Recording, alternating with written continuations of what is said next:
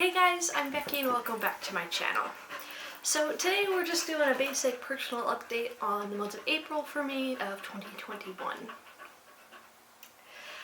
So April has been a pretty challenging month for me. At work it's been quite difficult. I felt a lot of stress and a lot of pressure just trying to understand what's going on with my job, if my job is going to be secure, what that's going to look like in the future.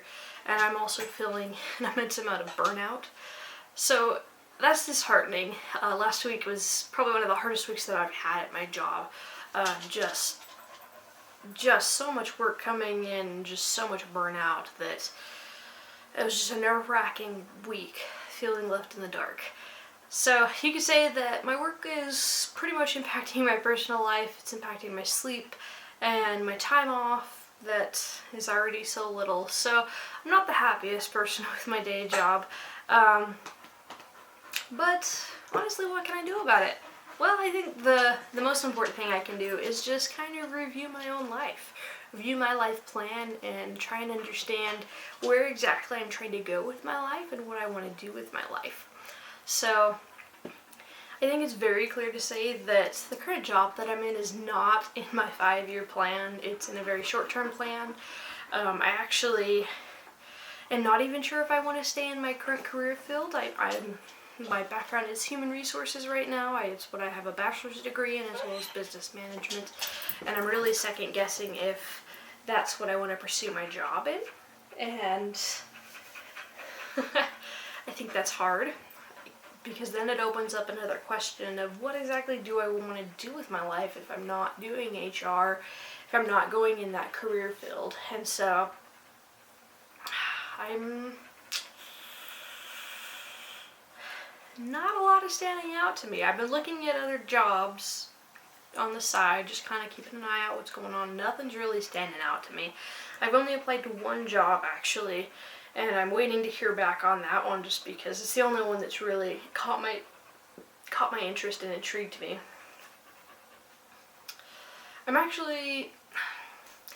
I think part of the problem is that I've been looking at other jobs, just trying to create a backup plan in case things don't work out with my current job. And there's just not a lot that's sparking my interest or intriguing me, or I'm getting pulled in. It's just kind of like a blah feeling. So I know that ultimately this is not a long-term career path for me. I'm not feeling a passion about it, which is like a spark or something that really makes me want to do it, kind of like what I'm doing with this channel, with my website, with my photography. There's a passion there, there's a spark. With my current job in HR, it's just not there. And so I think focusing more on my photography and building up this channel and my website and creating a business on that and trying to help people with finances and just finding a career that works for them is where I think I'm seeing my future headed. It's just kind of hard because there's a lot of what ifs in this scenario. Like, what if I don't actually make enough revenue? What if I don't have enough followers? What if I don't have enough people reading my content? That all my time and effort that I'm putting into this doesn't actually work out. So I think that's a big scary feeling that I have right now, looking at it going, well, this is what I think I want to do. This is the avenue that I want to take, but it's scary because there's unknowns. What if I fail? What if I have to take a huge pay cut, which I will, just to get things going and up and rolling, and what long-term effect will that have on me, especially in regards to retirement and paying off my house and all of that. So it's just frustrating. I think that I know I'm on the right path though, because I'm feeling that passion, I'm feeling that spark for what I'm doing with this. And to me, that's more important than the money. Is also more important that I have the time to be creative and learn new things and keep advancing myself and just constantly striving to better myself and those around me. One podcast that I listen to pretty regularly is actually Joe Rogan's. It's a great podcast. You should 100% should go listen to it. You will learn something, I guarantee it. If not, well, it's a really good podcast. But And one of the snippets that I watch over and over and over again is actually an episode or a segment where he talks about, should you quit your job? And he discusses about having options and what that looks like in different age groups, and how important it is to take a risk when you're young, just because you have less responsibilities on you. And the more responsibilities that you have, the further you get into life, the harder it is to make a big shift and a big change. And one of the quotes that sticks out to me about it is, I'm going to read it directly, is, you have to take a path that is dangerous, and most people want to take the safe path. So right now, I feel like I'm exactly in that situation. I see the crossroads. I could stay on my long-term career path that I am dissatisfied with and frustrated and burned out with, or I can take a dangerous path. And I can try to get this business up and running. I can try my photography. I can really give it 100% of my effort. It's a dangerous path because there's a lot of risk involved. I could ultimately fail, and I could ultimately screw myself up with a career in the long run. But it's hard. It makes me think, what is ultimately the worst thing that could happen with this scenario? I could fail. That's an easy peasy. I could fail. I could lose my house. I might have to go get another job doing maybe stocking groceries, or even just housekeeping, something in that regards. Find a new career path, something else that intrigues me down the long run. But to me right now, I think that's a risk that is ultimately worth taking. The option to try my best and see what happens, give it my all, and hopefully take the dangerous path, take the risky path, and have it pay off, rather than taking the safe path and being dissatisfied. I think that's something that I would look back on in 20 years from now and regret not taking this chance, especially if it works out. But right now at work, I'm just kind of holding tight. I'm basically in a holding pattern, waiting to hear back from them. I'm supposed to hear from them the 1st of May. The first week of May is the estimated time frame of when I'll have a tentative idea of what exactly is going on and what it's going to look like.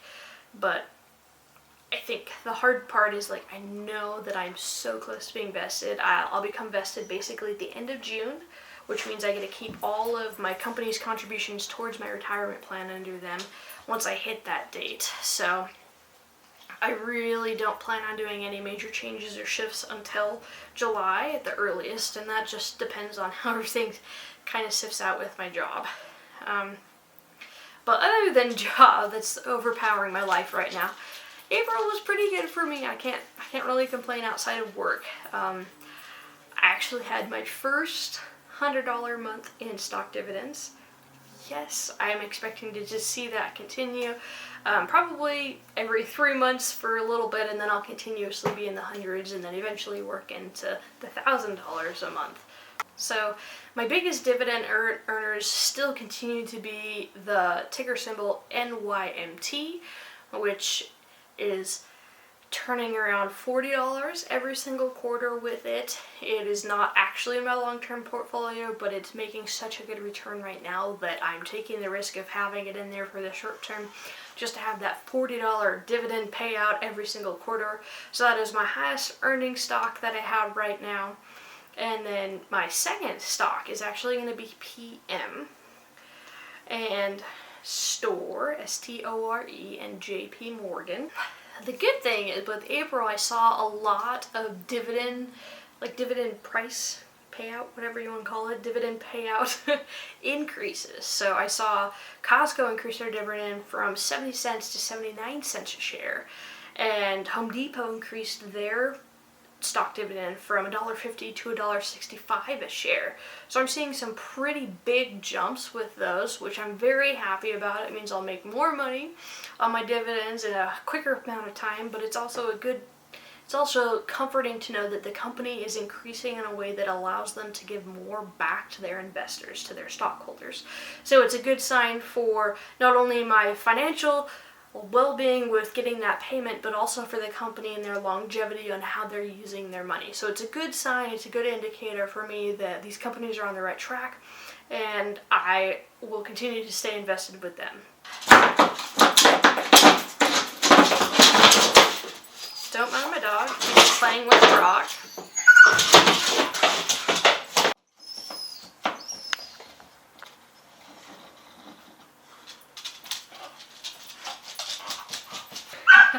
Don't mind my dog, he's playing with a rock right now. He absolutely loves rocks. He's actually fallen asleep with a rock in his mouth for like an hour. He was taking a nap on the couch and he just held it in his mouth the entire time. So, you know, he's really gentle with them. He's really he's really gentle with the rocks. He doesn't bite down on them or chew them. He just likes to drag them around and hold them in his mouth. So it works.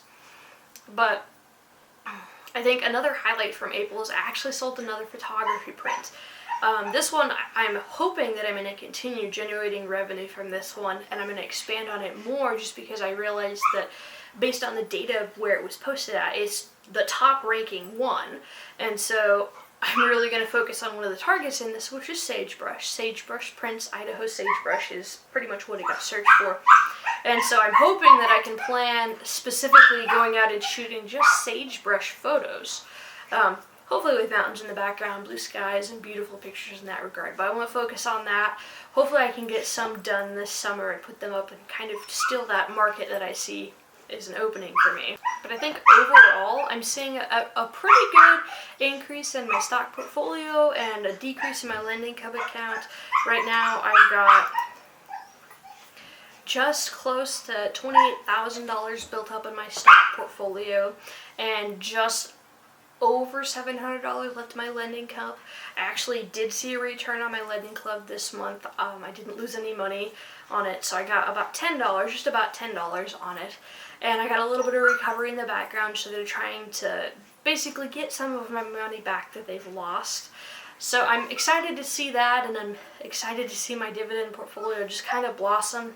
I'm very excited to hit $28,000, and then just know that it's just going to keep compounding after that as the dividends increase and my portfolio increases. It just goes faster and faster and faster, and eventually I'll be at $30,000 and $50,000, and then just goes upward from there. So I'm really excited about the future of that and the potential of what I'm going to do job-wise, my career, trying to build this business, really focusing on that and trying to create something almost like a community for people to gather knowledge from and feel like they can bounce ideas and questions and just kind of grow off of that. So I'm really excited to put a lot more time into that. I'm hoping this month I can, and just keep developing that. And I see really good potential to help people and to make a difference, and that's ultimately my end goal, is to be able to impact people positively and benefit them and me, because I love helping people. It's one of the things that I enjoy most out of life. So being able to turn that around and help someone that doesn't understand or doesn't know or just has a question is ultimately the end goal with that. So I'm excited to see where it takes us. I'm excited for May. May's going to be a good month for me. I'll hit my first year in my house, so I get to see how all of my money plays out for the first year and how much money I still owe and all of that. So I'm excited about that because I'm a nerd and I love my numbers. But short and sweet, simple to the point here.